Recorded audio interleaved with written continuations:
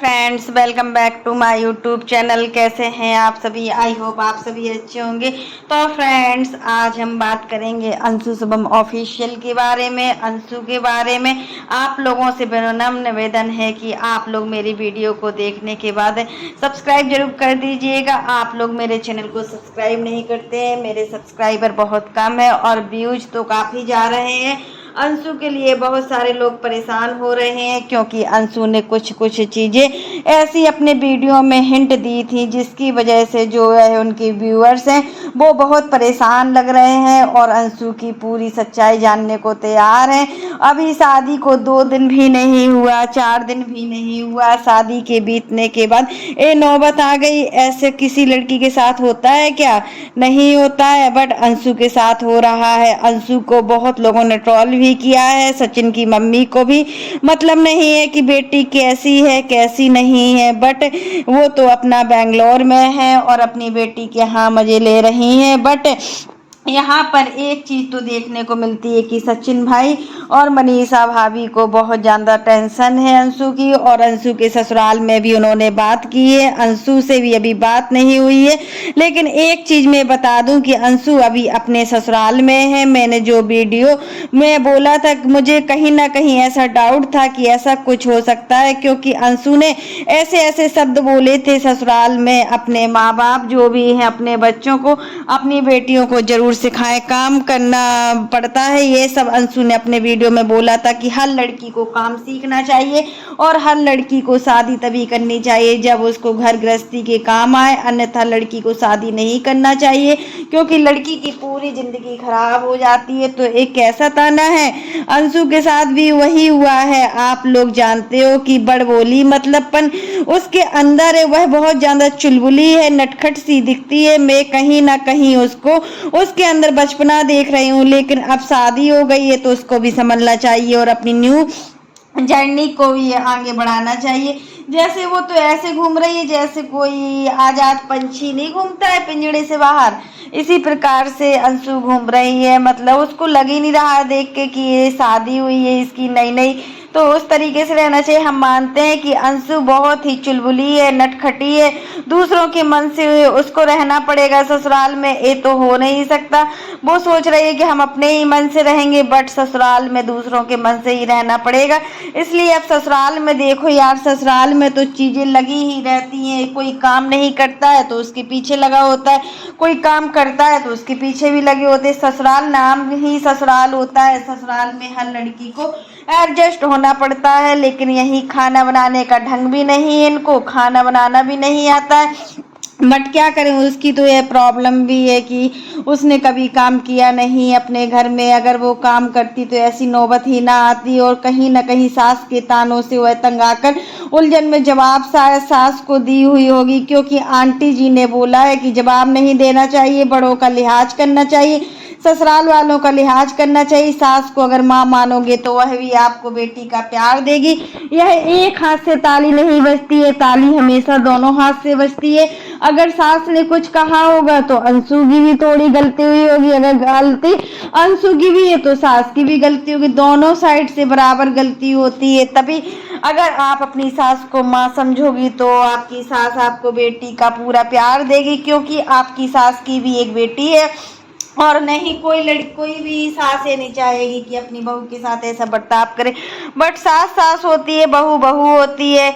यही चीज़ शुभम जी ने, अंशु के हस्बैंड, उन्होंने भी आकर सिवान छोड़ा, फिर सिवान से वह चली तो फिर शुभम जो उनके हस्बैंड है अंशु को वह ले गए, फिर ससुराल में है। और आंटी जी ने बोला कि अभी तो मैं यहाँ हूँ, जब घर जाऊँगी अंशु की सासू माँ को बुलाकर बात करूँगी कि बात क्या है, क्या बात है जो अंशु को अंदर ही अंदर खाई जा रही है। और हम तो डर ही गए थे, क्योंकि अंशु ने जिस तरीके से सोशल मीडिया पर डाला हुआ था कि अब हम नहीं रह सकते, अब हम घर छोड़कर जा रहे हैं, मतलब ससुराल छोड़कर जा रहे हैं, तो यह बातें हमें बहुत लग गई और चुप भी गई कि अंशु ऐसा क्यों बोल रही है। अभी 4 दिन भी नहीं हुआ शादी को और अंशु ऐसा बोल रही है। यही सब चीज़ है कि मतलब जो भी सोशल मीडिया पर जुड़े हुए सभी लोग जानते हैं कि अंशु अभी नई नई है यूट्यूब पर और सोशल मीडिया में बोलने में बहुत हिचकिचा भी रही है। अंशु अगर अपने ससुराल को एक परिवार समझकर रखे, अगर सास को माँ, देवर को भाई और ननद को बहन समझ के रखे, तो शायद वो घर, उस घर में उसकी बॉन्डिंग बन ही सकती है। बट हमें यहाँ लग रहा है कि सब कुछ सास की वजह से हुआ है। सास ही अंशु को ताने दे रही है, तभी अंशु ऐसी बहकी बहकी बातें कर रही है। अब देखिए, राज परिवार में जब आंटी जी ने कन्यादान किया है तो आंटी भी अपनी बेटी के बराबर ही मानती है अंशु को। तो आंटी जी जब आ जाएंगी बेंगलोर से तो अंशु को समझाएंगी और उनकी सास को समझाएंगी। सासू माँ ने शायद ताना दिया था या ससुराल में बहुत बदतमीजी से बात करती है, तो कहीं ना कहीं उन लोगों का अंदाजा सही था। लेकिन मैं अगर बोल दे रही हूँ, मैं तो समझाने के पर्पज से हूँ। 3-4 वीडियो भी बनाई हूँ अंशु के बारे में, बट अंशु को ऐसा कभी नहीं कहा है कि मतलब तुम किस प्रकार की हो, किस प्रकार की नहीं हो। तो भाई इन्फ्लुएंसर भी है, दिक्कत भी है होती है कि अंशु को यह प्लेटफॉर्म छोड़ देना चाहिए।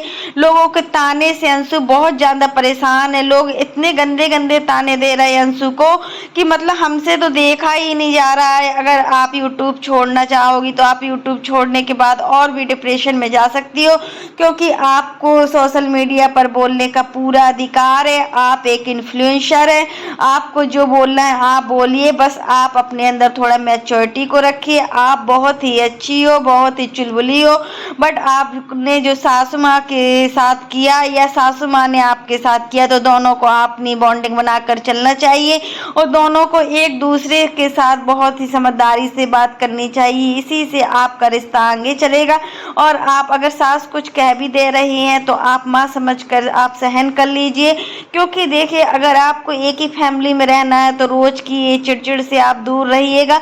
और मतलब आपके पास इतना टाइम भी नहीं होता है, आप तो दिन भर वीडियो भी बनाती रहती हो, सब कुछ करती हो, फिर भी कितना टाइम बचता होगा, थोड़ा बहुत टाइम बचता होगा।